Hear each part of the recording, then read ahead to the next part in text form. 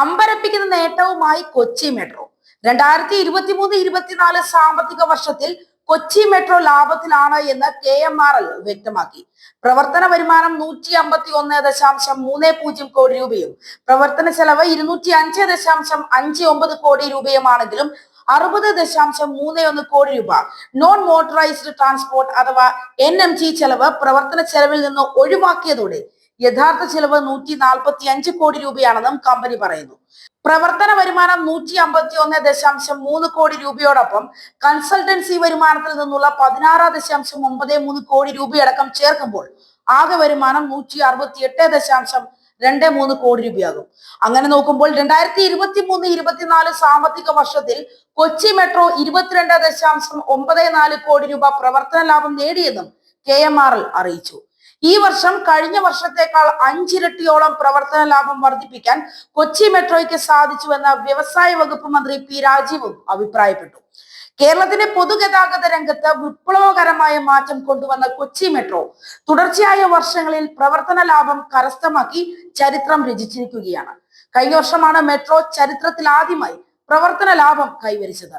ഈ വർഷം കഴിഞ്ഞ വർഷത്തേക്കാൾ 5 ഇരട്ടിയോളം പ്രവർത്തന ലാഭം വർദ്ധിപ്പിക്കാൻ കൊച്ചി മെട്രോയ്ക്ക് സാധിച്ചുവെന്നും P രാജീവ് ഫേസ്ബുക്കിൽ കുറിച്ചു.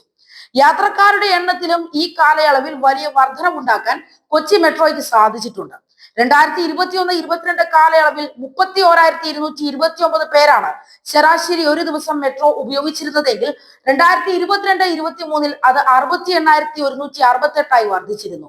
2023-24 വർഷത്തിൽ വീണ്ടും വലിയ വർധനവ് സൃഷ്ടിച്ചുകൊണ്ട് ശരാശരി 88,292 പേർ ഒരു ദിവസം കൊച്ചി മെട്രോയിൽ യാത്ര ചെയ്യുന്നു. പ്രവർത്തനം ആരംഭിച്ച് ചുരുങ്ങിയ കാലത്തിനുള്ളിൽ മികച്ച നേട്ടം കൈവരിക്കാൻ സാധിക്കുന്നുവെന്നത് അഭിമാനാർഹമായ നേട്ടം തന്നെയാണ്.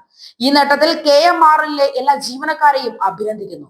വിദ്യാർത്ഥികൾക്കും സ്ഥിരം യാത്രികർക്കുമായുള്ള വിവിധ സ്കീമുകൾ ഏർപ്പെടുത്തിയും സെൽഫ് ടിക്കറ്റിംഗ് മെഷീനുകൾ സ്ഥാപിച്ചും യാത്രക്കാർക്ക് മികച്ച സേവനം ഉറപ്പാക്കിയും കൂടുതൽ യാത്രക്കാരെ മെട്രോയിലേക്ക് എത്തിക്കാൻ നമുക്ക് സാധിച്ചു. തൃപ്പൂണിത്തുറ സ്റ്റേഷൻ പ്രവർത്തനം ആരംഭിക്കുകയും കൊച്ചി മെട്രോ 2ാം ഘട്ട നിർമ്മാണം ആരംഭിക്കുകയും ചെയ്തതും ഈ കാലയളവിലെ നേട്ടം തന്നെയാണ്.